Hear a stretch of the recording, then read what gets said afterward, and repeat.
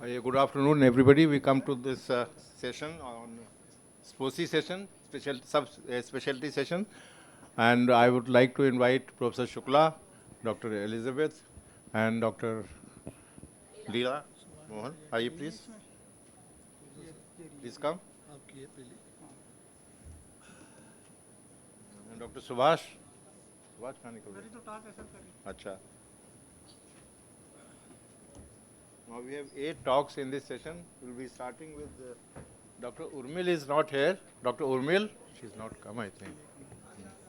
Huh? Dr. Urmil is not there. So we'll start with the talk by Dr. Subhash Dadia. He's will be talking on what have we learned from PDIG studies. Dr. Subhash has done a lot of work in amblyopia and he has very extensive knowledge on amblyopia and strabismus. So let's hear him talk about PDIG studies. ये pen मेरा है? नहीं. हाँ जी.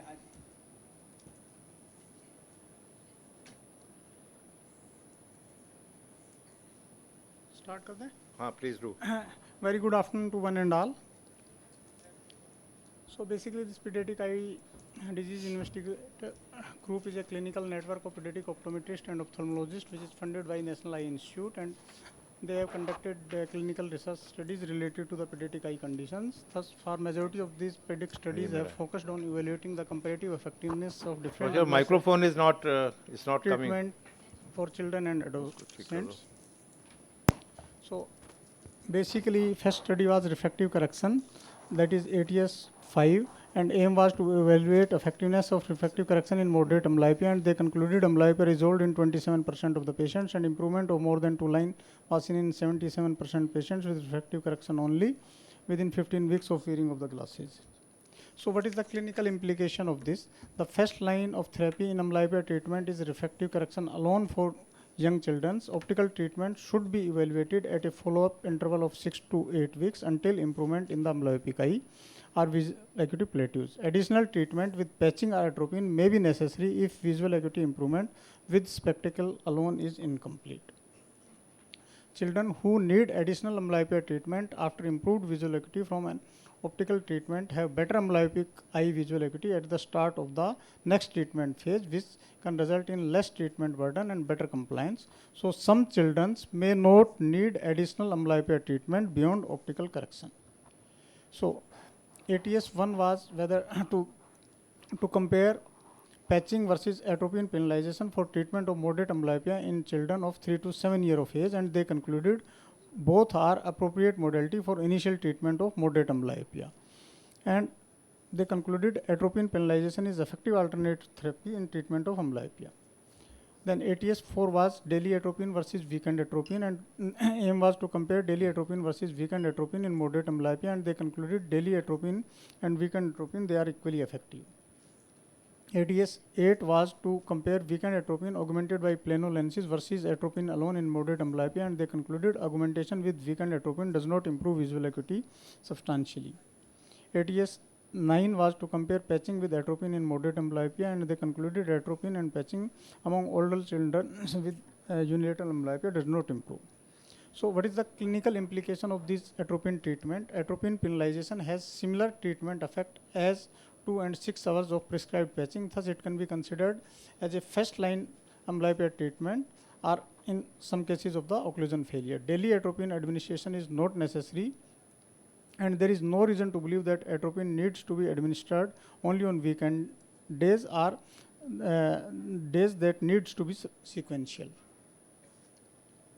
And weekend atropine penalization has been shown to be effective in treating both moderate and severe amblyopia. Then ATS 11 was to evaluate combined patching and atropine for residual amblyopia, and they concluded there is no additional benefit of combined treatment. And then this ATS 13 was non-randomized prospective trial of glasses in strabismic alone and mixed amblyopia, and they concluded greater treatment effect in strabismic amblyopia can be with the combined mechanism amblyopia. So what are the drawbacks of ATS? Strict inclusion criteria hampered the study by including a limited number of patients. Methodology was not strict. Ethnic variation plays a role. And is atropine safe in tropical countries? And compliance was not objectively monitored. Then there is no shortcut or substitute for occlusion in amblyopia therapy. However, variability exists in number of hours prescribed to treat amblyopic patients. Then duration of patching in ATS2A full-time patching was compared with 6 hours patching in severe amblyopia, and they concluded similar improvement in both the groups. And in ATS2B, 2 hours patching was compared with 6 hours patching in moderate amblyopia, and they concluded similar improvement in both the groups. So it is to be noted that prescribing greater hour of patching did not seems to have significant beneficial effect in first 4 months of the treatment. So what is the clinical implication? Prior to Predict trials, full-time occlusion was only commonly recommended in treatment of amblyopia. Full-time patching is not always required. Prescribing lesser amount of patching may promote better overall compliance with treatment. When patching is prescribed, it is reasonable to prescribe 2 hours of daily patching for moderate amblyopia and 6 hours of daily patching for severe amblyopia. Some children with severe amblyopia will respond to as little as 2 hours of patching, and in young children, using an adhesive patch should be strongly considered so that peaking is less likely to occur. There is no consensus over duration of patching. Different authors have recommended different duration of patching. Then, is there any age bar regarding treatment of amblyopia? ATS3 was conducted whether amblyopia can be successfully treated in older age children, and they concluded treatment can improve visual acuity in older children. Can amblyopia be corrected in adult patients? The answer is yes, because regardless of person's age, the visual system, which consists of eye, brain, and visual pathway, can be retrained due to brain's plasticity, and the visual skill that needs to be retrained is binocular vision. Recurrence of amblyopia, majority of the children under 8 years of age, there is chances of recurrence, and therefore early follow-up is required. Patching doses should be gradually tapered rather than abruptly, and amblyopia recurrence is less common in older children, and parents should be counseled that approximately 20% of the children will have regression after amblyopia treatment suggestions.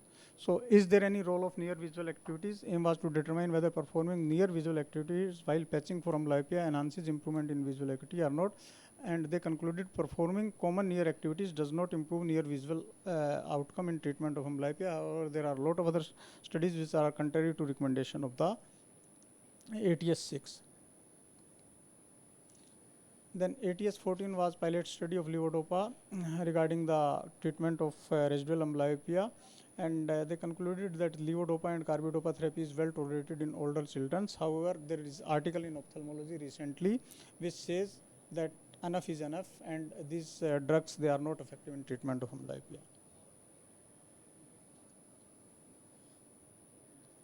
Then ATS18 was to compare effectiveness of 1 hour daily 1 hours per day of the binocular games per week with 2 hours of the games, 2 hours patching in treatment of amblyopia, and they concluded in children 3 to 5 years of age, visual acuity improved with binocular gameplay and patching. Then ATS19 regarding excimer laser surgery for anisometropic amblyopia. This is ongoing study. Results have not been published.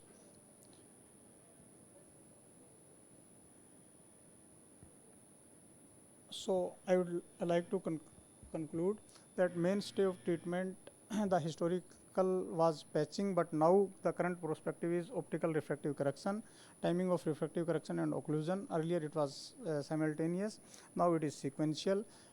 Patching doses, initially it was full-time patching, now start with 2 hours and increase the dose if needed and start with 6 hours, and 2 hours is effective in some cases. Atropine penalization, earlier it was only in patching failure cases, now it can be first line of treatment as an alternative to patching.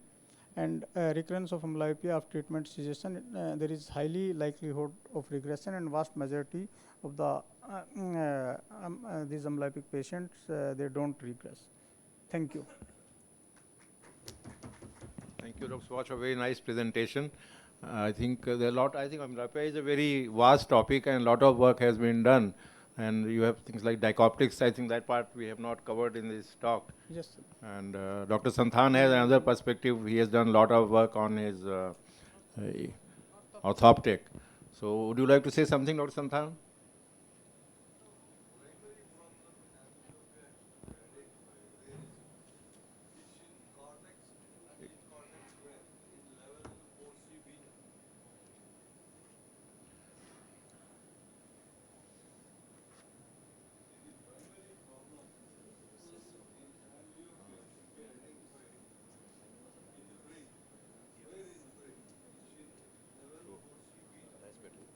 Now what happens in level 4C beta is the amount of glutamate released in amblyopia is reduced in amount, and it is of an inferior quality perhaps. So unless you tackle this in the brain level, you can't do anything to amblyopia. Any amount of information you are sending up from the retina to the cortex will not cross the synapse where the blockage is.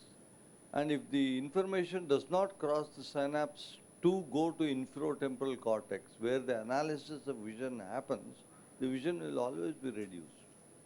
So therefore, all these dichoptic binocs, the problem is they depend on sending more bottom-up impulses, whereas orthoptic depends on sending more top-down impulses.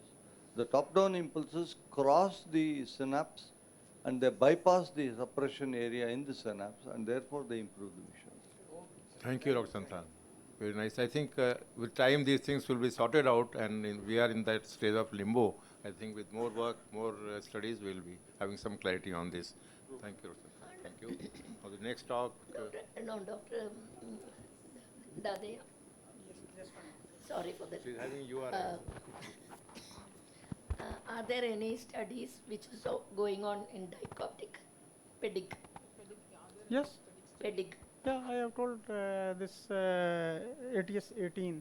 But video game, it Yeah. is just video game that is not working digress. But not Binox, no.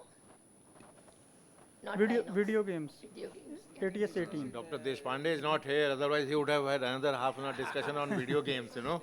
So they have two stalwarts, Dr. Santan and Dr. Deshpande and Dr. Subhash. Actually, we have done a study regarding use of television games, mobile games, video games. Yes. They are helpful and they improve the visual acuity. Yeah. We can On- play any type of game and we can improve. Yes, it. yes, sir. Actually, Ordinary mobile games. it does. So, Actually, a lot of commerce in it also, na, making all those games. Next, Management small angle strabismus. next talk is by Dr. Elizabeth Joseph. She will be talking on management of small angle strabismus. This is a very difficult topic, I think, and quite often some of these patients may have diplopia, which can be very troublesome to the patient because images are quite close, and tackling them could invite more trouble at times. If you're not being judicious, I think this can be inviting more trouble. So let's see how she manages these difficult situations. Dr. Elizabeth, please. Good afternoon, everyone. I'll be talking about the surgical management of small deviations. Actually, over the years, this small deviations, usually we don't do anything. We usually leave it like that. But there are some promising surgical approaches which can correct small deviations. When we talk about small deviations, what I mean is deviation less than 10 prism diopters. Such cases we usually manage with prisms. But prisms means then you have to have a lifelong use of prisms, and sometimes the prisms, the power has to be increased as years go by. And some people manage themselves by adjusting the head posture. But if you are not interested in prisms, there are few surgical procedures, weakening procedures like mini tenotomy, partial tenotomy, Z myotomy, and strengthening surgeries like mini plication. Of all these things, what I find is that the mini plication is reasonably better and has got a better result than the other procedures, because the other procedures are similar to recession, but it is more guarded. Mini tenotomy, I'll come to the mini tenotomy as the first thing. And this can correct about 4 to 8 prisms, very small angles, and it's an alternative to wearing prisms, and it was popularized by Kenneth Wright. Multiple articles by Kenneth Wright is in the literature. This is the diagrammatic representation. Mini tenotomy means the central 3 to 5, I have written 2 to 3 millimeters, but not 2 to 3 is not enough. Up to 5 millimeters of the rectus muscle is cut, and the central fibers will retract as shown in the figure. It's indicated in very small angle strabismus or sometimes residual small deviations after surgery. We have done a recess resect in one eye and there's a small deviation remaining. You can do mini tenotomy in the other eye. Another very important indication is sensory microstrabismus, which occur after retinal detachment surgery and some problem with the macula when the retinal surgeons do membrane peeling and they shift the macula, and there will be a small diplopia which will be very difficult for the patient, and that if we can correct by prisms, if the prisms correct that small diplopia due to macula shifting, then the mini tenotomy will be of use. See this patient, primary position no deviation, but in the video you can see that there is a hypertropia. There is a left hypertropia. This is not a DVD because when the left eye is fixing, the right eye is going down only. And I tried to do a mini tenotomy in that patient. This can be done under topical anesthesia. We just hold on to the superior rectus tendon through the intact conjunctiva with a tooth forceps, and then you pull the muscle and make sure that the eye is going down when you pull the superior rectus muscle. Then you make sure that the entire muscle is in your forceps, and then you can do a central tenotomy through the intact conjunctiva. You get hold of the superior rectus like this and cut the central fibers of the superior rectus between the conjunctiva and the forceps, taking care not to perforate any sclera. This central approach will avoid any ciliary muscle, and after doing the tenotomy, you can inspect through the conjunctiva. There is a small conjunctival incision now made. If there are some fibers remaining in the central part, you can re-snip that, and then you inspect whether the re-snipping the small fibers, and now you can see that the two lateral pillars of the muscle is kept intact, and the central part you can see is clear sclera. At that point, you go back to your cover test, see whether there is anything else is to be done. If you want to augment the procedure, you can do a little more re-snipping, and then you close the conjunctiva by some glue is enough.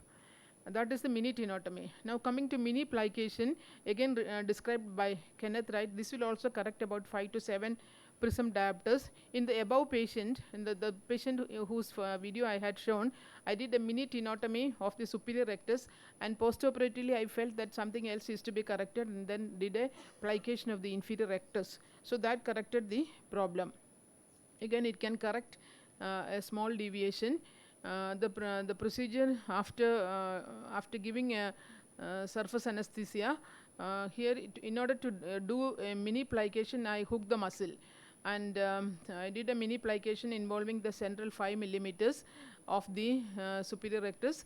50 suture, no 60 absorbable suture is used to hold the central 5 millimeters of the muscle, and then the knot is tied, and after that the suture is brought into the sclera in front of the muscle by passing the needle underneath the muscle like this, and this has to be brought out in front of the muscle insertion about 2 millimeters in front into the sclera, and then you do the same thing with the other needle also, and then you fix the muscle, and you can see, and then you pull on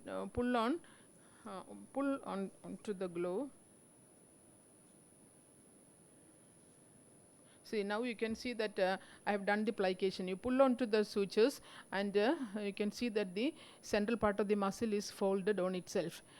This is mini plication. This you can do on the superior rectus, or more useful, we can do this on the medial rectus in elderly people who presents with mild convergence insufficiency and difficulty, diplopia on reading with ortho position for distance. Then you can do this procedure on the medial rectus, and this is a reversible procedure. Next day again you can go back to the patient. If there is any extra correction has to be done, if it is under corrected, you can go ahead for a full-fledged plication. If it is over corrected, you can always cut the suture. So this is a reversible surgery, mini plication. And then coming to partial tenotomy, this we usually do for small horizontal strabismus with asthenopic symptoms with or without AV pattern.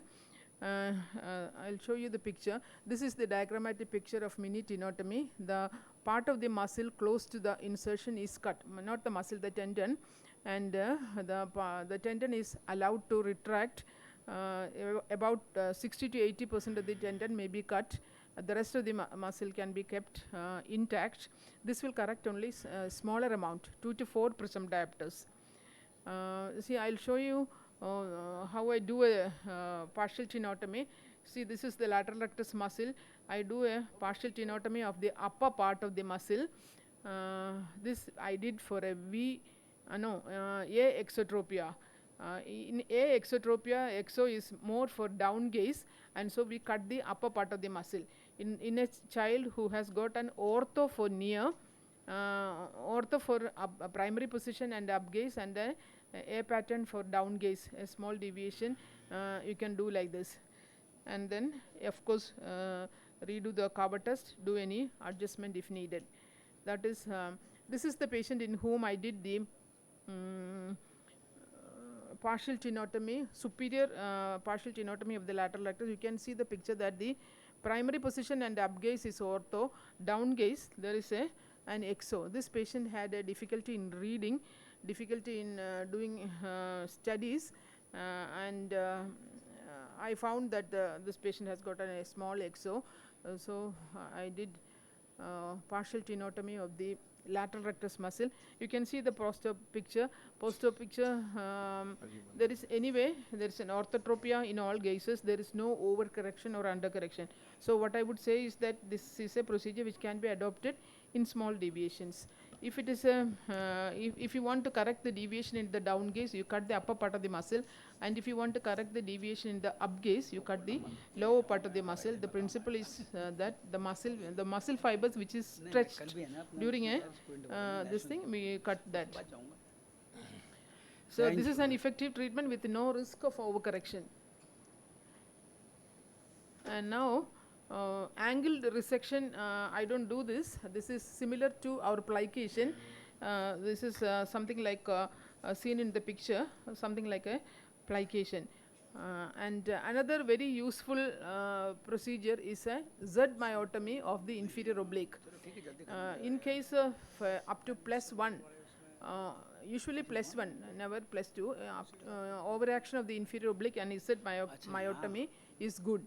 See, this is the diagrammatic representation. You isolate the, you can see the, isolate the inferior oblique muscle and apply an artery forceps on the anterior and then the posterior border of the muscle about 5 millimeters apart, and then you cut a partial thickness of the inferior oblique so that the muscle is elongated in the form of an Z.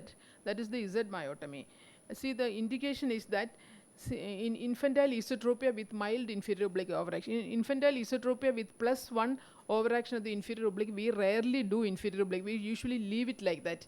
But this Z myotomy is a good procedure. If it is a +1 overaction, you can correct that with this Z myotomy. Also, when inferior oblique overaction is asymmetric, for example, if the inferior oblique overaction is +3 in one eye and +1 in the other eye, you can do Z myotomy in the +1 eye and the recession in the other eye.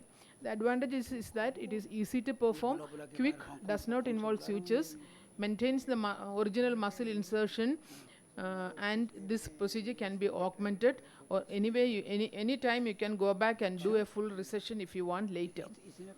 So I'm concluding my talk. To conclude, management of small angle strabismus is challenging. Many people are leaving these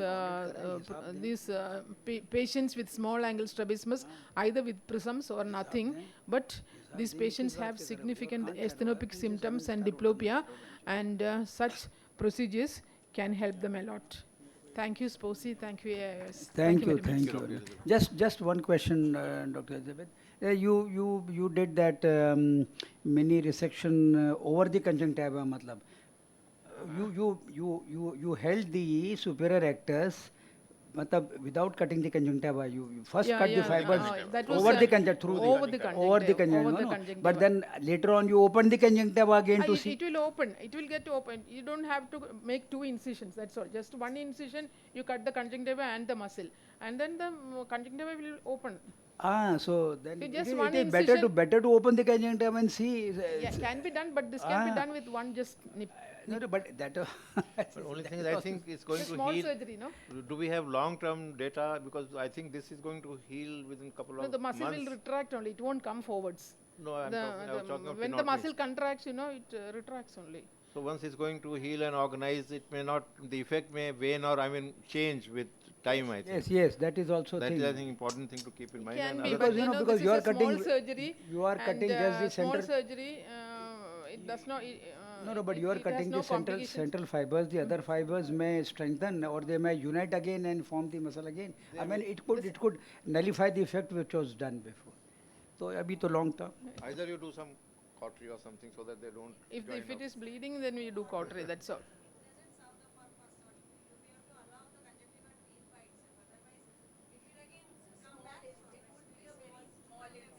Yeah. Is there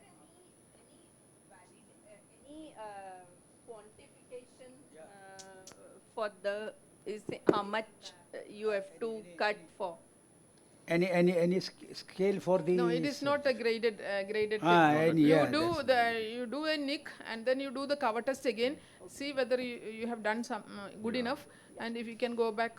And if you are doing on cyclovertical muscles, there could also be issues of torsion and Yeah, all those things yeah. one has to No, keep तो in उसमें mind. तो करते ही नहीं Because क्या vertical part you may be able to do, maybe you induce some torsional issues also, or they may remain and they trouble the patient. That's again one thing It I has think not needs to happened be because, interpreted. So out of your all procedures, what works best for the small Best is deviation? plication. Mini Central mini plication. plication. That is very good. I think that is the best one. Next, bolo.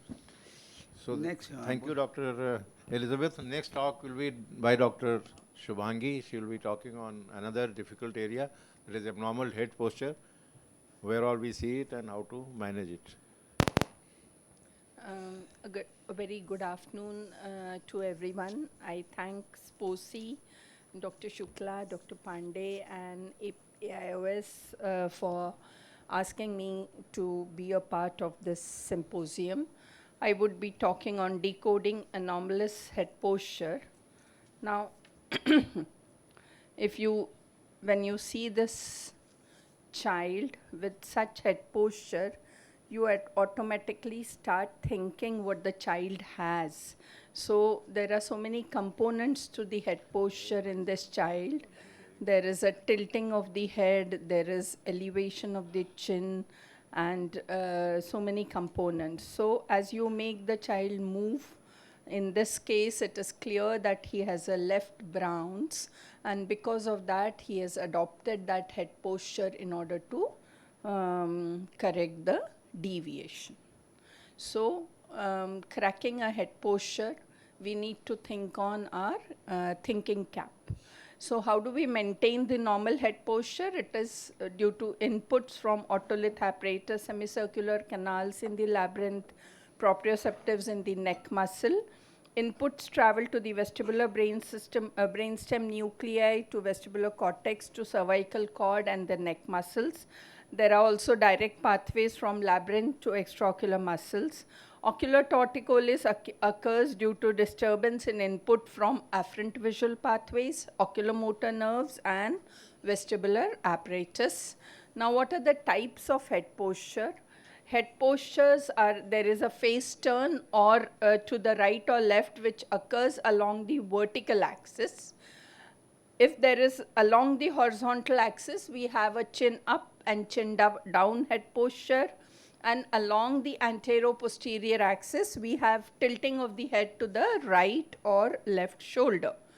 Now, various types classified, like this is a congenital type of head posture, which is seen in the congenital fourth nerve palsy. You can see the marked facial asymmetry. And this is the acquired one. There is a face turn in the left sixth nerve palsy. It could be also according to the timing, which is paroxysmal head posture, as in a case of fusion maldevelopment nystagmus, or as you can see in this child, it is changing head posture in a case of periodic alternating nystagmus. So in cases of nystagmus, you always have to observe the child for about 3 to 4 minutes before deciding on what type of head posture he has.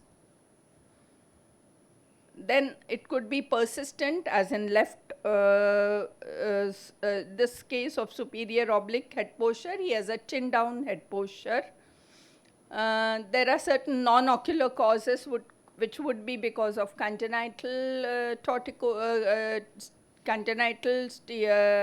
contracture of sternocleidomastoid, or acquired causes, as in acquired or non-traumatic, so many causes.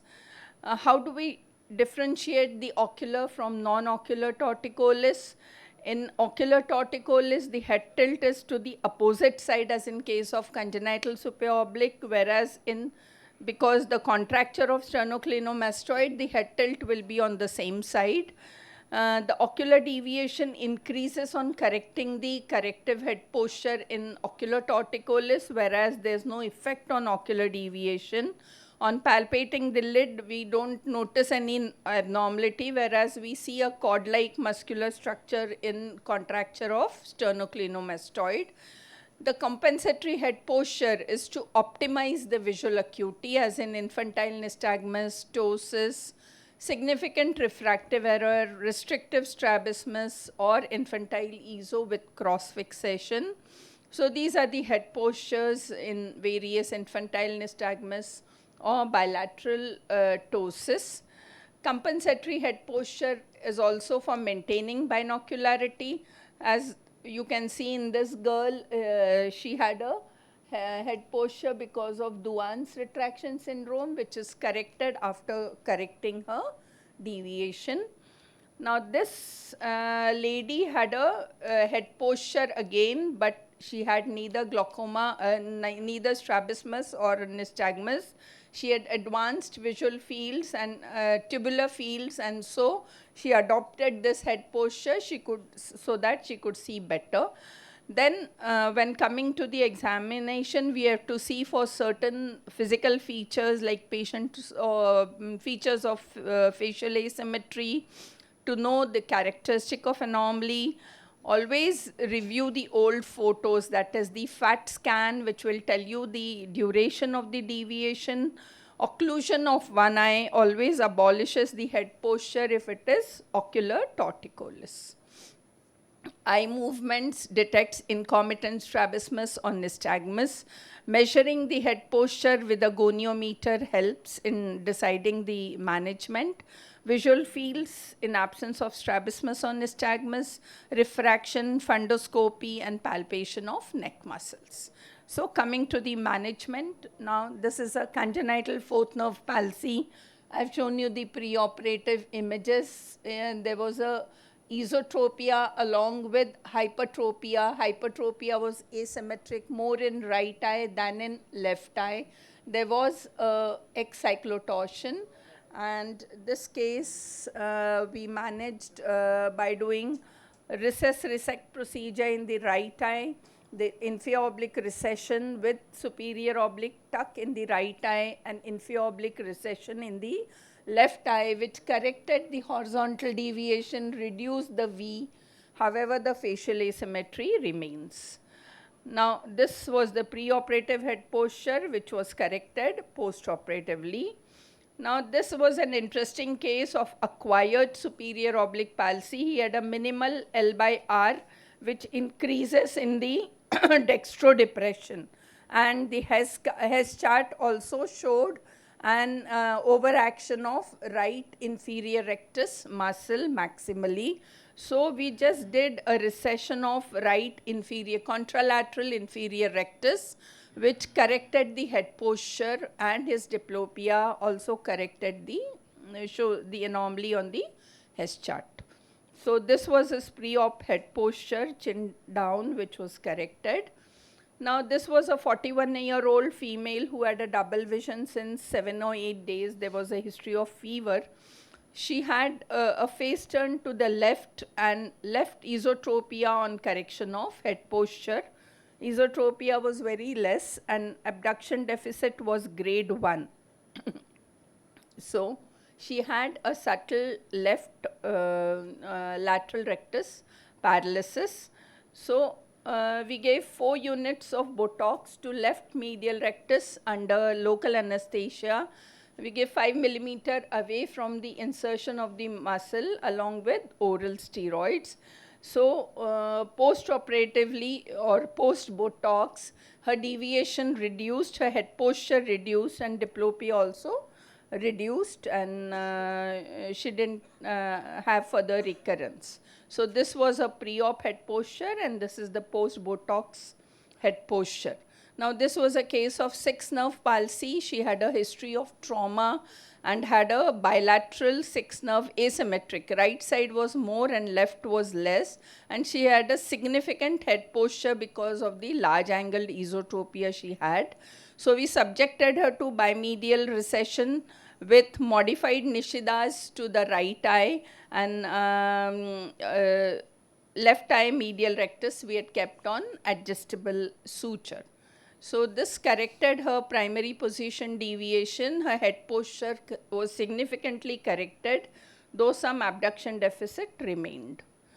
Now this is a case of fusion development, fusion maldevelopment nystagmus, who had a significant head posture preoperatively with a large angle exotropia with aexotropia. So he underwent in the right eye LR recession with SR recession with PTSO, and left eye we did an LR recession of 12 mm. We adjusted the dosage. MR plication of 8 millimeters, SR recession of 5 millimeters, and PTSO. So that corrected his head posture as well as his exodeviation significantly. So take home points are: assess the head posture properly, learn the Park's 3-step well.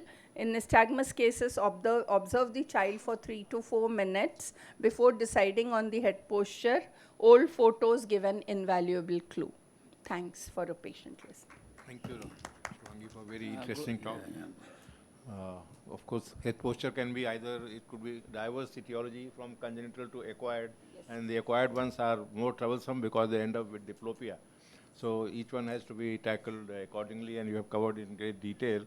One more thing which can cause abnormal head posture, like astigmatism also at times can give rise to, so even if it is in, yeah, that is also, so, yeah, Doctor, you want to say something?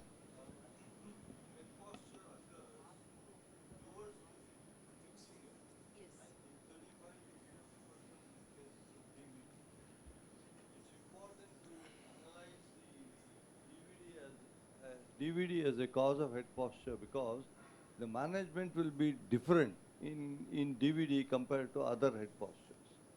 Because in DVD, the head posture is towards the fixing eye. Supposing there is DVD bilaterally, right eye more than the left eye will be the fixing eye that will tilt the head to the left side, not to the right side. One of the reasons why this happens is because there is an inferior oblique overaction in DVD, and to reduce the inferior oblique overaction and cause exotropia, you have to tilt the head to the other side. If you tilt the head to the right side, there will be intorsion of the right eye and extorsion of the left eye. Yeah. And that's the reason why in DVD you get head posture towards the other side. There's one more, okay, finish it. Okay, so it's important to differentiate between superior oblique palsy, where the head posture is towards the opposite side, and DVD, where it is towards the same side. No, but that is only in case of whether the inferior oblique palsy is then only, no? Or overaction. No, you mean. What I'm saying. DVD, not every DVD has inferior oblique anomalies. I said 35% to 50% of the DVD have head posture. Not everyone has head posture. Yeah, that's important point. Only thing is DVD can have many reasons for abnormal head posture. Yes. One important reason is latent nystagmus also. Yes. So that has to be evaluated. That's quite often that is the reason. So No, Ellen, whenever there is a head tilt, you think of DVD also as a cause of head posture. yes, at times you can also superior oblique palsy and DVD. So that creates a lot of diagnostic issues. That's true. Thank you, Dr. Santhan. With that, we come to the next talk by Dr. Shreya. She'll be talking. Acute acquired comitant esotropia. No, she's talking about Duane's retraction syndrome. That's again very Oh, I'm interesting sorry, and complex topic. Duane's And she has very extensive experience and a lot of motility disorders. Dr. Shreya, please. Thank you so much. Thank you, Sposi, Dr. Shukla sir, Dr. Professor Pandey sir, and APOS for allowing me to speak on this forum. Dr. Pandey has done lots of work for CCDD. Here I'm going to talk on Duane's retraction syndrome, and we all know it has to be some retraction when we label it as a Duane's retraction syndrome. In 1979, it was detected by Herc, and then Stilling in 1987, then 89 Turk, and finally 1905 by Alexander Duane, which gave the name to Duane's retraction syndrome, and now it is said Stilling, Turk, Duane syndrome also. The incidence when we look at the Duane syndrome, it is 1 to 4% of all strabismus patients. So in Drashti Netralaya last year we had 2687 patients, and we also got 60 patients, which is matching with overall incidence of DRS in our hospital. If we look at the gender, female are more affected by DRS, nearly 60%, and male by 40%. If we look at laterality, unilateral DRS is more common, nearly 80%, and 20% bilateral. If you look for site, left eye is more than right eye. Nearly 2/3 of the patient will have left eye DRS. Why so? Because high estrogen level and inflammation, venous thromboembolic events plus right to left shunting affects the left carotid artery, which was suggested by Parsa and Robert, and that is the reason female more than male, unilateral more than bilateral, and 2/3 being going to left DRS. If you look at embryogenesis, Dr. Merlin Miller stated that that can be a thalidomide and misoprostol also associated. Usually 4 to 8 weeks of embryogenesis is influenced to create the DRS, like malnutrition, dehydration, alcohol, infection, trauma, ionizing radiation, antiphospholitics, or any other autoimmune diseases. DRS has 3 types. We all know what kind of 3 types. But if you look at electromyelogram, Huber said 78% will have type 1 DRS, where medial and lateral both are firing when patient adducts. In primary position, one muscle fires more, and in abduction, it works less, LR works less. In type 2, nearly 7% patient had a type 2, what is suggested by Huber. Again, in adduction, both the muscle gets firing. Centrally, any one or both can, and laterally, when abduction, lateral rectus doesn't fire. In type 3 DRS, you can see, usually it is called, patient is ortho in primary position, so any of the muscle fires anytime. If you look at the imaging system for DRS, it is called imaging in CCDD.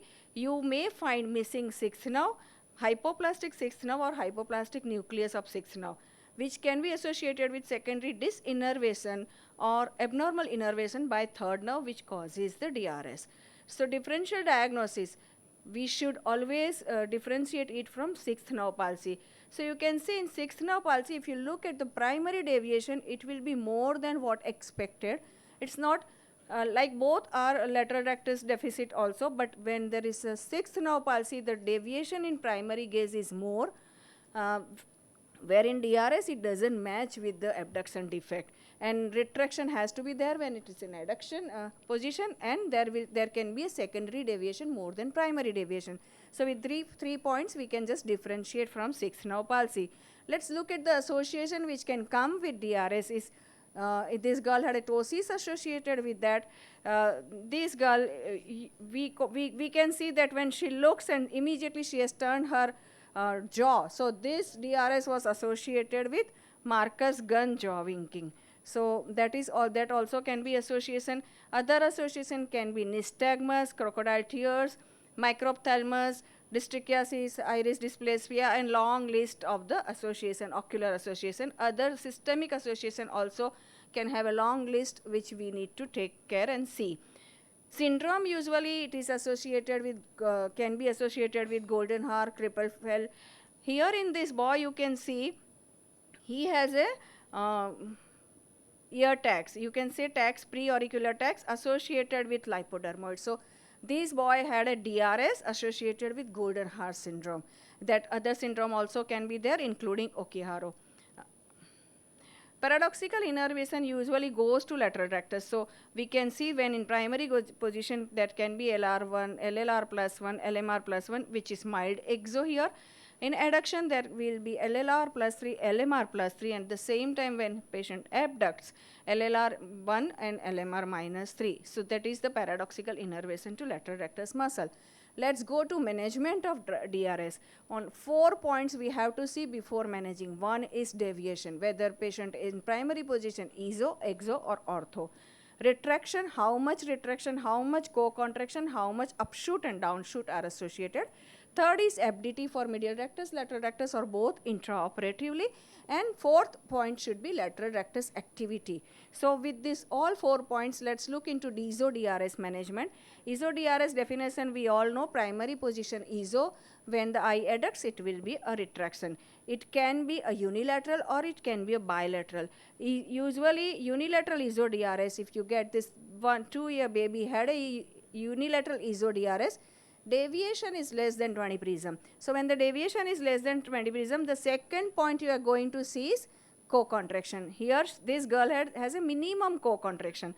So minimum medial rectus recession is the choice of treatment after deciding FDT on table. So this is the girl, we did minimum recession of medial rectus, and you can see post-operatively very minimal retraction she got. So she doesn't have retraction now, and this is her 1 month post-op. When the ESO-DR is there, again ask the patient to adduct. When the eye patient adducts, see how much retraction. So again this retraction is moderate to severe. When there is a moderate to severe retraction, we can do minimum medial rectus recession again, but you have to look for the forced duction test. So here also we did 4.5 millimeter recession, and she is doing, there is very less retraction on adduction. But you can see this boy has a face turn also. So and the important part, 4th point we are going to see is LR activity. So in this boy we did medial rectus recession along with lateral rectus recession. So that works very well. You can see the post-operative video also. The retraction is not there. So and also lateral rectus is working. ESO-DRS, when the deviation is less than 20 prism, usually we decide on contraction. In this baby, usually our mind says we should do MR recession or maybe supported by SRT or partial VRT, but you look at the lateral rectus activity. So when there is lateral rectus activity, we have to do MR recession plus LR recession and Y split. So this is the choice of treatment in this girl. This is the post-op what we did, what I suggested. Bilateral ESO-DRS, you have to see which part is there more. So we can do asymmetric medial rectus recession, can be supported by SRT or partial VRT. So this boy initially had a little exotropia, but after 5 years he comes back, there is no retraction, and then all the movements are good. Treatment of association also we have to do when we are doing DRS treatment. So that is a ptosis correction. After LR recession, we did ptosis surgery. So this is the girl we can get. When we talk about EXO-DRS, we all know here the definition of EXO-DRS. So you have to, most of the people are just looking for upshoot, but when you hold the lead, immediately when you hold the lead and ask the patient to look down, you'll get the downshoot also. So most of the patient will have upshoot plus downshoot that you have to properly examine while you are examining the patient. So this girl had a minimum retraction, and lateral rectus very less lateral rectus activity is also there. So here in this girl we did simple LR resection, which works more. This is my own optometry student. She also came with a retraction, but the abdity was positive. So we did 9 millimeter LR recession, and she is doing well without retraction. So this is also again EXO-DRS, but this boy had a quite large upshoot. So in this patient, the choice of treatment is LR recession plus Y split. So whenever you are looking for any DRS, as I said, deviation, retraction, FDT and LR activity, and when patient is not doing, you have to move the head to look at all the condition, and then you can properly detect. In this girl also we did 12 millimeter LLR recession and 21 millimeter apart Y split, because the upshoot was very much, and so after 3 years she comes back, you can see retraction has gone. So whenever we are doing this is right eye retraction, right eye, which is very less common, so same treatment we did. The most difficult part is ortho DRS. I'll just take only last 1 minute because it's last we reached ortho. So this baby is ortho in primary position, but the moment you hold the head and you can see how much retraction is there along with abduction defect. So this is type 1 DRS. Ortho DRS is always difficult to treat, and you cannot jump into the surgery. So you have to take care until and unless patient says that I don't want retraction or I don't want upshoot and downshoot, then only you touch the patient. And the treatment for ortho DRS is adjustable MR recession. Along with in this boy we did LR recession also, so you can see the co-contraction has gone. This girl also wanted her upshoot to go. So she had a very large DRS, but she is ortho in primary position. So here also we did adjustable LMR recession, LLR recession, because we wanted to keep her in ortho, and at the same time to overshoot the Y split we have to do, to overshoot the upshoot we have to do Y split. It's not working? It stopped? Maybe. बहुत ज़्यादा बोल दिया sir. नहीं बहुत अच्छा, very good. Sir, only last one conclusive remark was there. So अभी आप उसमें बोल देना, mid term में बोल देना. Mid term में बोल रही ठीक है. सच में सर जब मैं बना रही थी presentation, I thought that I'll speak in mid term only. तो कोई बात नहीं है. Voyance is very complex and every case is different. So I just wanted to say that recession reduces the retraction, Y split reduces the shoots, and VRT increases the abduction. So that is the 3 point we have to keep in mind. Yeah, very good. Thank you. देखो एक चीज बताए, Y split का क्या कितना measure करती हैं, उसका मतलब है how? Minimum 20 should be there, but depends on how much shoot is there. That is important. You have to know how do you measure that 20 upshoot? millimeter apart. No, the both hands should be minimum there. How do you measure the upshoot? मतलब -1 2 3 4 के हिसाब से करती हैं, measure करती हैं? -1, -3, 4, so whenever there is upshoot, when the patient looks down more, it will be more downshoot. So there is no measurement of upshoot and downshoot. You can treat with Y split, because Y split takes care of upshoot and downshoot, and it's just right LR which is rotating the eyeball. Some have only upshoot, some have both, and some have only downshoot. So that variation is there. So Even after Y split, sometimes the upshoot remains. Yes, Then true. what do you do? nothing. So in that case, we can just go and touch SR, the, for SR you do something for SR. You can't treat everything. You can't treat everything all the time. No, but then you treat the SR also if there is any No, residual. whether to do an SR recession for upshoot or do a lateral rectus recession. In such No, cases, lateral recession for why? Why that's been already done. No. She's already done for DRS. Already done. What I am trying to tell you is even in ortho, you can get an upshoot. yes, sir. In such cases, what you do is SR recession can bring down the upshoot significantly. Yes, sir. Previously, it was said that SRT is a part of treatment. SRT, Even. Yes. Yes. SRT. SRT is to improve abduction, not to treat. Yeah, that is for abduction improvement. But sir says for Not upshoot even you can do letting SR. me speak. I am trying to tell you. Recession, yes. Sometimes it is difficult to decide whether to do a lateral rectus recession alone or lateral rectus recession with Y split Yes. for split. upshoot, Yeah. or whether to do an SR recession for upshoot. Yeah. Even just a SR recession for upshoot does reduce the upshoot significantly. But the difficulty is the SR recession has to be more than 8 millimeters. Oh, that is Then in all only it cases, will- yeah. Before that you don't have any result. But most Even like people DVD, it's like the DVD or no, something. most people are very worried about recessing the SR for upshoot. So what happens, sir, if patient goes in hypo? You go Hypo. for hypo. In Nothing, ortho, it when doesn't the go in child is hypo. ortho, it's always better to split by split. There's no need for recession at all. for SR. No SR recession. IO recession may be if there is co-contraction with IO, though innovational I issues, think little that may bit. be If it okay, is a but little SR is bit totally off the place. if it is a residual little bit upshoot is there, it's better to leave. Yes, you can't cure DRS. Something may be left. So don't try for perfection in DRS. It's not possible, I think. Now Motility I feel should be the next. just either one motility comment, should be one decided comment I or would the like to position, make. not both at the same time. That's Now Just one comment I would like to make. The upshoot and downshoot is indicative of tightness of the SR. So it is mild, moderate and severe. So if it is a very severe tightness which is causing slippage, the pumpkin seed sign, we can even think of deactivation of LR by doing a periosteal fixation. That is Then extreme. LR That will is be extreme gone, yeah. cases. It's more of how Now much is next the talk co-contraction. we have Dr. Pandeji, pre-myopia, a concept in evolution. She has not come. No, but she is not here. He does not need any. Nobody needs any introduction here because we are all the एक ही थैली के चट्टे बट्टे हैं सब.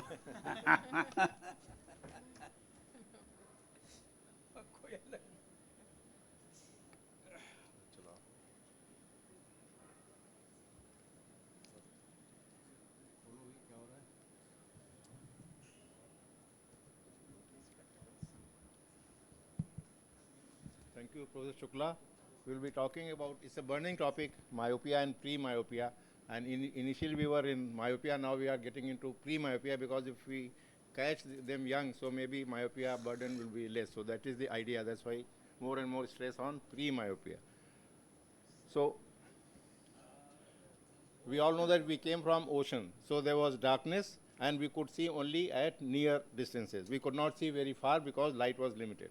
So we were programmed for myopia, you can say, in that way. And as we became terrestrial, that had to change. Refractive index was also very little between air and cornea, between water and cornea. And once we came out between air and cornea, refractive index also increased. So the need for globe to get, for the axial length to decrease. So this has been a conflict and what we call as emetropization.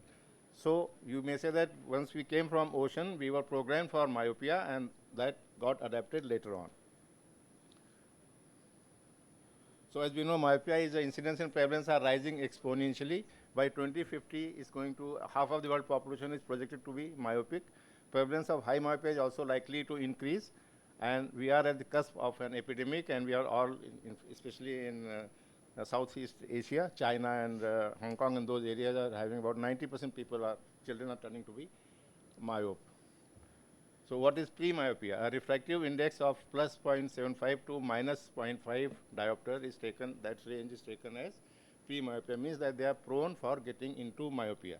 So this population needs to be looked after and looked after very carefully, that some of these may go for myopia. So if there are other quantifiable risk factors, provide sufficient likelihood for future development of myopia to merit intervention. So not all of these will require intervention. First we need to identify and then we need to see which one of these need to be interfered with. So it is important when and what to treat and how to treat and when to treat. Now identifying the pre-myopes. Family history is important. One myopic parent, the risk is threefold, and if both are myopic, the risk increases exponentially. Visual environment. Less outdoor activities, less than 90 minutes per day is a risk factor. And same way is the near work, which is if it is more than 3 hours per day out of school time. So these two factors are most important, the outdoor activities and near work. As I was saying initially that we came from ocean, so we are programmed accordingly. Binocular vision, things like high AC by ratio, accommodative lag and exotropia are also important to be looked into because a good number of exotropes are found to be myopes as they grow older. There is a hyperopic reserve. So a person who is plus 0.75 diopter hyperope at the age of 6-7 is less likely to go into myopia as compared to a person who is having less hyperopia, and this in Asian children about plus 1.5 is taken as this hyperopic reserve. So we have We need to have more reserve as compared to Western population. Then if you are losing more than 0.5 diopter of hyperopia in 1 year, that is again a risk factor. So all these have to be taken into consideration. Now this refractive development and e-metroposition, I will not be talking in detail. We all know that e-metroposition is a slow process and goes on for a couple of years. By about 6 years of age, most of it has taken place. So all of us lose some hypermetropia. Most of us are born hypermetropes. Some are of course born as myopes as well. So some hypermetropia is lost. This is a very complex process. We don't understand everything. And you can say that there is a retinal defocus. Both myopic and hyperopic eye growth is regulated. Identifying these components offers novel therapeutic modalities. Afferent arm is, as we'll see, in the peripheral retina, and efferent arm is poorly understood. Atropine affects eye growth through muscarinic and non-muscarinic effects. Dopamine has important role. As we know, dopamine, serotonin, and melatonin, they are all related. And dopamine affects eye growth. There are D1 and D2 receptors in the retina. And a lot of atropine effect is because of working through dopamine. Now, approach to pre-myopia, what do we do? Preventive aspects, that will include outdoor activities, classroom lighting levels, less near work. Parental myopia is a risk factor, and things like AC/Y ratio, axial length, and peripheral refraction, they are poor markers for these children. Now, when do we intervene? How much outdoor time, we don't know. Whatever is known for myopia, we may not directly translate to pre-myopia, but whatever is applied to myopia, we may extend that, but about, say, how much near work, more than, as we said, more than 3 hours will be poor, and more than 13 hours of outdoor time will be risk factor. Low concentration of atropine has been tried in these cases. Myopia control spectacles have also been tried of late, both DIMS and other one, because earlier they were not good candidates for this therapy, but because they were not using glasses, but there have been studies which have shown good results. And RLR therapy has also been shown to be effective in these cases. Now, therapeutic options in pre-myopia include robust experimental and clinical evidence regarding effect of dopamine, epomorphin on axial length of the eye. Atropine 0.02 to 0.05% seems to hold promise. ATOM-3 study is underway to address role of weak atropine eye drops, 0.01 to 0.05% in pre-myopia. Devices employing myopia defocus in pre-myopia, both HAL and DIMS lenses have been tried. There are studies recently which have shown that this is effective, and RL therapy has also been expensive, but it has been used in China. Now, there are 4 studies which have shown use for atropine in the last 3-4 years for in pre-myopia. This is limited data. I think it will need to be improved with more studies. Now, atropine efficacy may vary with ethnicity, more efficacious in European children and less efficacious in our population. 0.025 may be the midway choice. Increasing outdoor time and atropine therapy may be combined, and it may work better. Now, the key interventions include increasing outdoor time to about 13 hours per week, and the effect is most powerful in children from 3 to 9 years. There is a 20-20-20 rule for near work, which should be adopted, low dose atropine, and follow up at 6 months. Now, indirect myopia, pre-myopia predictors could be high AC/Y ratio, accommodative lag, and accommodative retention, and IXD. So, if these are there, they indicate that child may be moving on to myopia from pre-myopia. Now, the future questions: understanding and pigeonholing pre-myopia at clinical, cellular, and molecular level. What, when to treat, age, options, optimum dose, frequency and time of application, nightly, weekly, duration of treatment, up to what age, potential rebound phenomena, age at which therapy can be stopped, mode of action, and anti-muscarinic drugs. Thank you. So, it's a vast area and lot of things are happening, and I think with time we will learn better about it. Thank you very much, Pandeyji. The last talk is now by Dr. Yogesh Shukla. Is he here? And please stick to the time, Dr. Shukla. If anybody is using atropine for pre-myopia, अभी बता, अभी करेंगे करेंगे, ये अरे बताएं। अभी तो मेरा मेरे ये टॉक वही के बता। बाद, हाँ अभी ठहरो, अभी स्टॉक में आएगा। हमारा तो बिगिनिंग था ना, इट वाज सूप, ही हाँ इज भाई, गोइंग टू सर्व द वो डिनर। करो इधर बेटा, बताओ कौन सा है यार। हाँ शाबाश।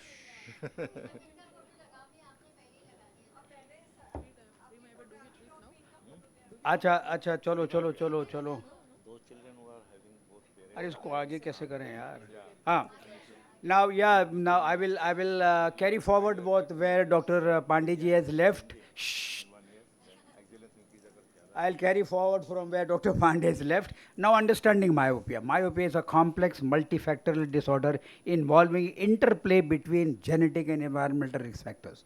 Nevertheless, despite a plethora of myopic research, the molecular cellular mechanisms underlying myopia development are still not well understood, undermining the search for a most effective control strategy.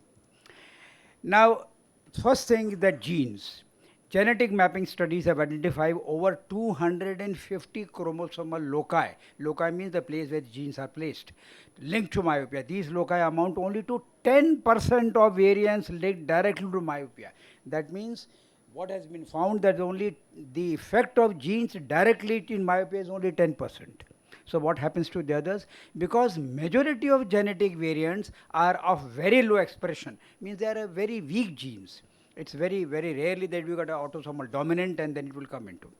So genetic expression is modulated. Now what expression means, how do the genes express? Means how much the myopia, you would get the myopia, you know, is modulated by the impact of environment. This is the latest, now the crux which are going on refractive development, and the determines the progression of myopia. So can we change the genes to control myopia? That is the first thing we have to do. Genes are what we inherit and are embedded in stone and cannot be changed, but their expressivity can be controlled. That is what is important. Now the second thing is the natural environment, what Panditji was talking. The human eyes, which have evolved over millions of years, were not programmed to do so much of near work. They were meant to see only for distance, only, as people were mostly wanderers, farmers, and roamed over mountains and green pastures. So the eyes were not made to do some of the evaluating now. What has happened then? What has happened is the near work which has come into the picture. More recent longitudinal research and their result published in 2021 as 2021 have found a definite relationship between myopia and near work. जो पांडे जी बोल रहे थे उसको मैं और आगे बताता हूँ. Rather than daily hours of near work, it is the absolute working distance. You see, it is the absolute working distance and the duration of continuous work which has been linked to the causation and progression of myopia. Means if you work for 8 hours constantly, that is a detrimental factor to give you this thing. But if you give breaks, if you want, because now I'll tell you what happens later on. The exact causative mechanism is not known, but presumed that accommodative stress and prolonged convergence triggers release of certain transcription factors from retina, choroid, and sclera, which promote axial elongation. Means they have found that the accommodative stress releases certain, transmitters, is matlab what is the genetic expresses, and that causes the elongation of the eye and retina, this thing. The third is illumination. Now low illumination reduces the depth of focus, compulsorily bringing the object nearer to the eyes to see clearly, which again increases the demand on accommodation and resultant damage. Then lag of accommodation. This is an important factor for progression of myopia. Lag of accommodation means the required accommodation needed for that particular distance is not there and is not coming into play for that particular distance. So again, if it is lag of accommodation, the patient accommodates, goes much nearer, brings the object nearer, and again the accommodative stress continues. Then another important thing is defocus at the posterior retina hyperope. This is one of the most burning topic of today and one of the most important research areas, and we are going into that because if this really proves good, then we will be able to control myopia for a long time. Now, what are the measures of control of progression of myopia? One is optical. But that doesn't help because either you have bifocal or whether you have progressive, that doesn't control the myopia. It's only management of myopia, not the control of myopia. So then what happens is orthokeratology is the one where we can have a control of myopia. Then the control, we don't have time, that's why I'm not telling you what is orthokeratology, you must be knowing it. Then the control of hyperopic defocus. Now we have two areas in this, the defocus contact lenses and the defocus spectacle lenses. Now what is this basically? Now this is that the eye does not only work from the center of the eye, that is the fovea. The image falls on the whole of the posterior pole, which is almost about 15 degrees of the central part of the. So in the center of the fovea, the focus would be exact, but as you go away from the fovea, the rays are forming behind the retina, and that is what is known as hyperopic blur or hyperopic defocus. Now when this hyperopic defocus occurs, there is always a tendency of the eye to focus the image at the posterior pole also, and therefore there is an attempt of elongating the eye, because then you have so many, the expression of genes start and the transcriptional factors start coming to play, and they all attempt to make the eye little more longer so that the hyperopic blur is eliminated and the image focuses also on that areas. So because of this thinking, see now on the you see this thing, this area, when you see that there is a lenses which is a central myopic which focus the image on the central retina, and you have a plus lens in the periphery. It is both in the contact lenses also, defocus contact lenses and defocus lenses. So this plus element, they put +3 in the periphery, so that the focus which is going as a hyperopic focus becomes a myopic hyperfocus. We want to bring the image away from the retina, not behind but in front of the retina. So that will reduce the impetus or the triggering effect of elongation. Outdoor activity is what he was talking. Accommodative research has proved that 1 hour of outdoor activity counteracts 6 hours of near work. Illumination, sunlight stimulates the release of dopamine from retina, which is a modulator of eye growth, which has the main work. Even atropine, the low dose atropine, releases dopamine from the emicrine cells. So if you work in the sunlight, dopamine will be released more, and you will have this thing also. Now these are the certain agents which have been now tried, which are in the research and going to come into the picture, into the market, where all these which are acting, some drugs act on the retina, some on the sclera, some on this thing and all those. Now, the pharmacological agents which have been clinically proved is one dopamine. Dopamine is produced by emicrine cells from the retina, from tyrosine is released in retina, choroid and sclera. It is released from all the 3 layers of the retina. It regulates the eye growth and controls the excessive eye elongation. Thus, it acts as a stop signal for abnormal axial growth. That's why we want dopamine. It has been tried that dopamine has been used as a tablet also. The research is going on. It was used for amblyopia but doesn't affect there, but it does affect on the myopia. Then atropine, we already know. Mechanism of action, because this is important, I'll just go through it for in half a minute. Atropine helps in the release of dopamine again. See, so it also helps in the release of dopamine from retinal emicrine cells, which is known to block the axial growth. It blocks the acetylcholine receptors also, because after all, atropine also blocks the muscarinic blocker hota hai wo, it also blocks the acetylcholine receptors also. So it blocks the acetylcholine receptors present in the tissues of choroid and sclera, thus preventing the release of neurotransmitters involved in eye growth. third, atropine also inhibits the production of chondrocytes and glucose aminoglycan, which is the main structure of the sclera, and thus inhibit eye grows. Pirenzepine is another type of muscarinic blocker, which also helps. This is highly effective because it is a selective blocker of M1 and M6. We have 6 muscarinic receptors in our eye. The atropine acts in all the receptors, but pirenzepine in 2% dose is an ointment, is available in the market, used twice daily.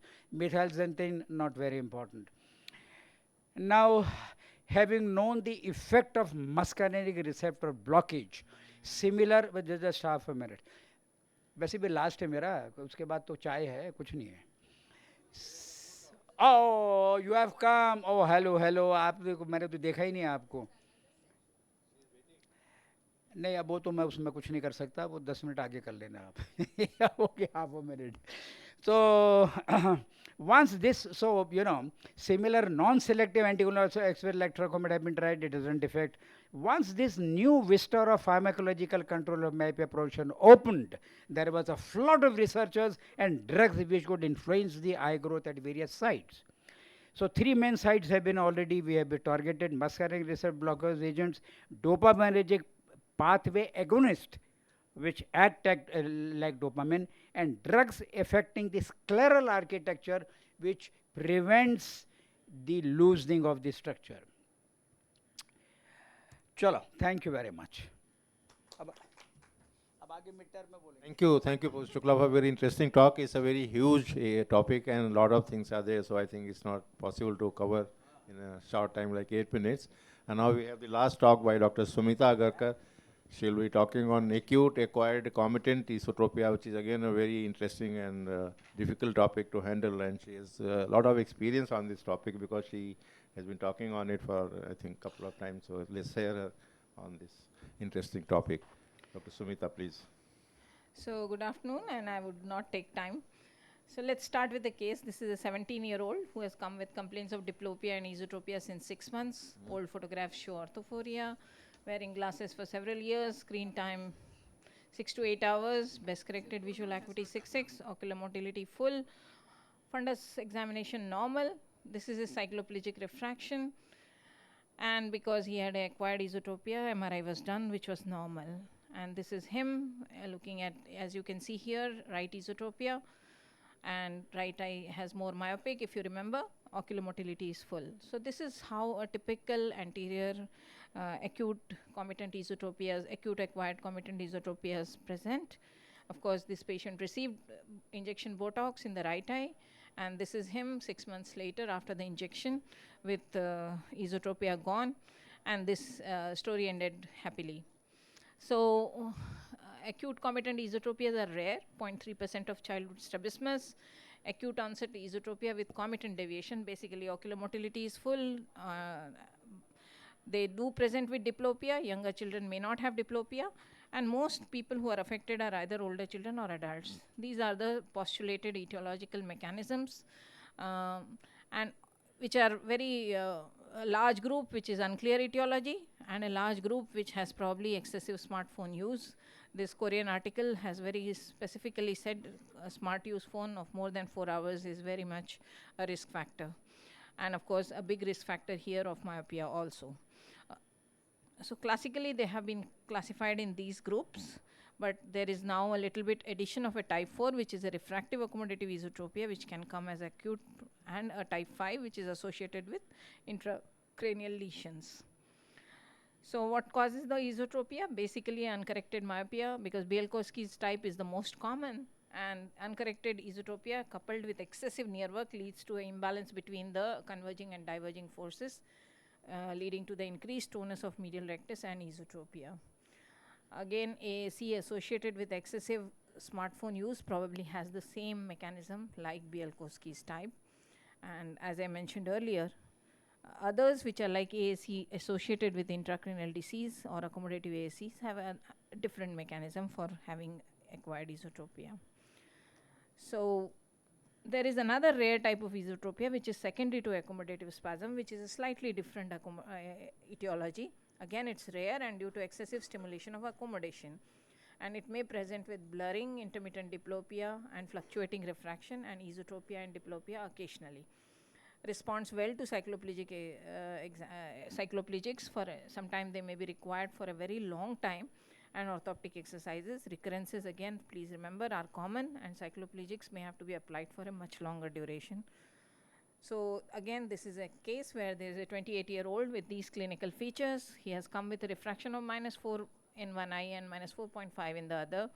Right esotropia, visual acuity poor, and we put him for atropine refraction, and on day 4, when we saw him again, his visual acuity unaided was 20/20 and refraction was +0.5, and he was surely a case of an accommodative spasm. He was prescribed homatropine, which did not work. Review after still had ESO and myopic refraction, so he was shifted on atropine drops. He had to be on atropine for almost a year before we could stabilize him with 20/20 visual acuity without atropine and orthophoria. So this is him when he get presented, and you can see a small right esotropia, but very poor vision, and I don't have his post-treatment pictures, but he was orthophoric, no diplopia free, and 6/6 unaided. Role of neuroimaging in these cases, should it be done in every patient? Controversial, because gain of neuroimaging is very low, but commitancy does not necessarily rule out any intracranial cause. So it may be the first and the only sign of an underlying serious neurological cause. The list is which mentioned here, and it should be probably carried out in all patients who are presenting with some kind of neurological symptoms like ataxia or blurry disc margins and things like that. So in addition to the rest of the workup, you should definitely ask for neurological signs. Some of them are not volunteered, but if you ask the history, they may be, you may see them. So how do we approach? So these are the history which you need to take: any history of occlusion, previous strabismus surgery, monocular vision loss, myopia. Look for neurological signs, and if they are present, do order a neuroimaging. Orthoptic evaluation for the objective measure of accommodation. Rule out accommodative spasm, Vergence abnormalities, and routine squint evaluation and cycloplegic refraction. Management, observation in certain cases if it is acquired and patient is not too symptomatic.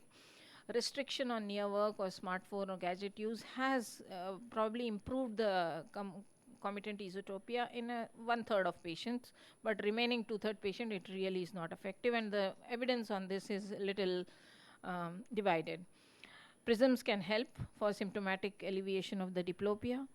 Botulinum toxin injections have worked very well, and all of us have seen an uptick in these cases in the last couple of years, and there is enough and more evidence available, including at least 2 Indian studies which have reported good results. One was from our group and one was from Arvind Eye Hospital, where they have 60 cases, and our series had 23 cases, which had all shown around 50 to 60% improvement in patients with botulinum toxin.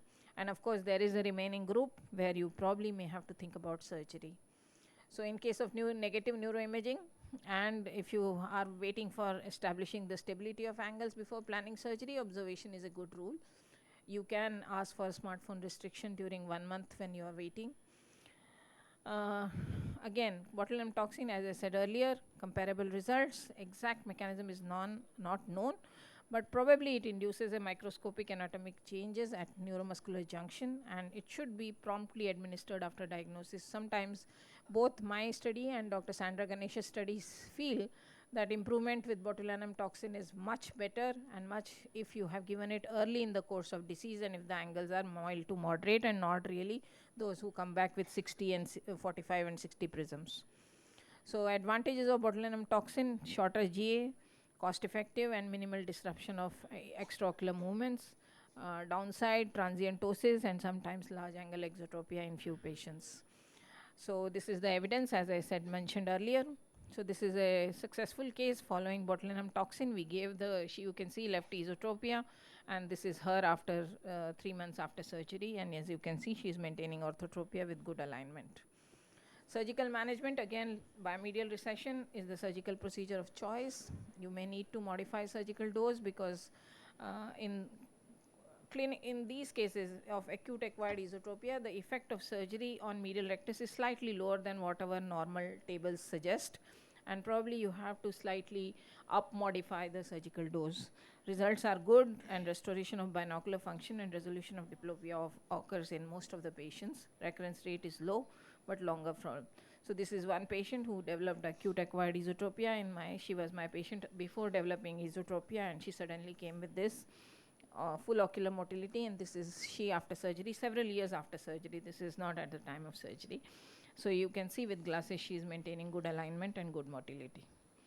So future ahead, we need comparative studies between the users of between excessive gadget usage with and without AAC. We need long-term follow-up on surgical outcomes of BMR, and we need to establish the mechanism of AAC in myopes and low hyperopes who do not have excessive near work and psychological stress. So these are the take-home messages. Thank you for your attention. Thank you, Dr. Sumita, for a very nice talk. We are short of time. One thing I wanted to say that some of these cases with neurological disease, they may present as an isolated way, and that may be the presenting sign. Yes. So there Yes, may sir. be nothing which could be sort of Yes. supporting. So those cases need to be seen more carefully. Yeah, we have had, I think, 60 cases in the past 5 years, which was very high number for this. And we found tumors in 2. So yield is Yes, low, but but I think it is the best use of 8,000 rupees where the patient can afford. And if the ESO is more for distance, it is more, that's one, could be one indicator. If there's a nystagmus, Yes, all those things have to be seen yes, together. And yes. fundus also, you have to see the Fundus. disc and rule out papilledema. You should not overlook that. Yes. I think now we've already crossed the time. Now, as president of this society, I thank you all very much, all the delegates and all the speakers here. And we'll see you again in our midterm conference in Cochin. Thank you very much. Thank you all. Group photo kar lo, ek presentation.